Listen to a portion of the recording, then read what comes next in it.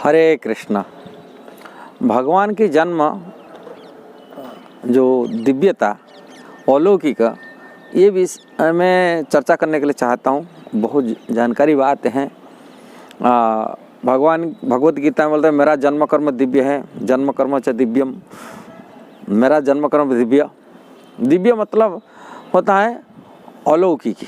अलौकिक मतलब है जो लोग आचरण नहीं कर सकते, साधारण लोग जनता नहीं कर सकते, इसको अलौकिक कहते हैं। भगवान के जन्म अलौकिकता क्या है, इसको हमको जानकारी होना चाहिए। और जिसको जानकारी करने से व्यक्ति की संसार बंधन छुटकारा मिल जाता है।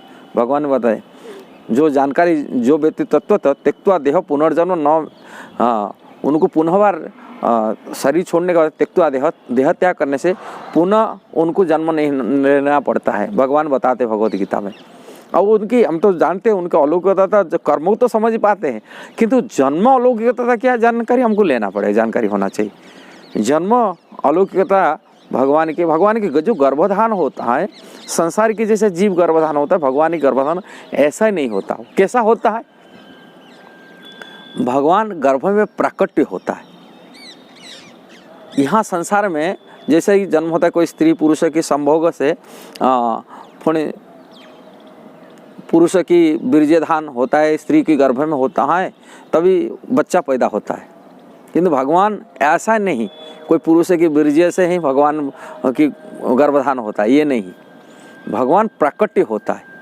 सौभाग्यशाली माँ की गर्भ में प्राकट्य होते और पुरुष की मन। ऐसे ही भागवत में वर्णन है, वसुदेव की मन में भगवान आए, फिर वही मन में ट्रांसफर हो गए। पहले जमाने में ऐसे ही भगवान की जो दिव्य पुरुष होते, सत्ययुग में भी लोग को तपस्या की बड़ शक्ति संचार होता, शक्ति गर्भधान करते थे। ऐसे ही आप सुने होंगे रामायण की प्रसिद्ध कथा, दशरथ महाराज संतान नहीं थे, उन्होंने पुत्रष्टि यज्ञ किए थे और यज्ञ से उनको यज्ञ की पूर्णाहुति की फल जो प्राप्ति हुआ, वो फल को उन्होंने अपनी रानियों को बांट दिए और रानी की मिलने के बाद वो रानी खाए गर्भधान हो गया। इसी प्रकार सत्ययुग प्राय तो लोग होते हैं, लोगों को जो तपस्या करके गर्भधान करा देते, नहीं संभोग से संतान होता था। ये साधारण लोगों को अरे संभोग से ही संतान होता है, ऐसा नहीं है। ये हमको प्रथम जानकारी लगाना चाहिए। भगवान जब भी उनकी किसी माँ की गर्भ में आते हैं, ये गर्भधान से नहीं होता है, जो स्त्री पुरुष के संभोग से होता नहीं, वहाँ भगवान की प्राकट्य होता है। भगवान के और भगवान को प्राकट्य तभी होते हैं, इनकी माँ की गर्भ में आते हैं। महान भक्त जो होते हैं भगवान का पुत्र रूप में मानते हैं और पुत्र रूप में उन्होंने प्रार्थना करते हैं, तपस्या करते हैं और तपस्या के संतुष्ट होकर ही भगवान उनको कृपा करके उसी की माँ के गर्भ में आते हैं। ऐसे ही भगवान की प्राकट्य तो ब्रह्मा जी के नाग से हुई भी है। भगवान ने नाग में भगवान प्राकट्य हो गए, बड़ा भगवान बन गए। हिरण्यकश्यप खंबा वो मारा, मैंने गदा प्रहार किया, गदा को फाड़ के भगवान प्रकट हो गए। भगवान कहाँ भी प्रकट हो सकते। भगवान के प्रकट खाली माँ की गर्भ आवश्यक नहीं है, वो कहाँ भी प्रकट हो सकते, किसी भी जगह में प्रकट हो सकते। उनकी प्राकट्य उनकी इच्छा से होती है। जैसे जीव की प्राकट्य होता है, जीव पराधीन होता है। जीव नहीं चाहते हुए माया उनको प्रवेश कराते कि माँ की गर्भ में ले जाता है। भगवान की माया शक्ति, बहिरंग माया शक्ति, उन्होंने जीव को जन्म मरण की उनकी क्रिया को नियंत्रण करता था। किंतु भगवान कहाँ भी प्रकट हो सकते हैं, इनकी ऐसा नहीं है कि माँ की गर्भ की आवश्यकता पड़ता है। इसलिए भगवान के जन्म जो दिव्यता हमको समझना चाहिए। बलराम जी रूप में भगवान प्रकट रोहिणी माता की गर्भ में हुए।